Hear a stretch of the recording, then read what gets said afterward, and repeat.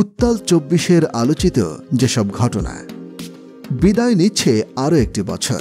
২০২৪ সাল ছিল বাংলাদেশের জন্য অত্যন্ত ঘটনাবহুল।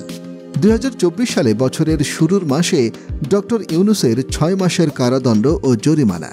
৭ই জানুয়ারি দ্বাদশ জাতীয় সংসদ নির্বাচন। ফেব্রুয়ারি মাসে বেইলি রোড অগ্নিকাণ্ড। মার্চে সোমালিয়ান জলদস্যুদের কবলে বাংলাদেশি জাহাজ। এপ্রিলে এমভি আবদুল্লাহর মুক্তি।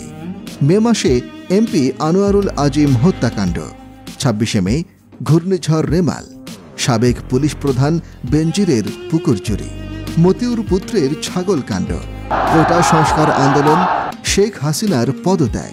অন্তর্বর্তীকালীন সরকার গঠন। তোফাজ্জলকে গণপিটুনিতে হত্যা। চিন্ময় কৃষ্ণ দাস ও ইসকন প্রসঙ্গ। এশিয়া কাপ শিরোপা জয়। কেরানীগঞ্জে রূপালী ব্যাংকে ডাকাত এবং সর্বশেষ সচিবালয়ে আগুন।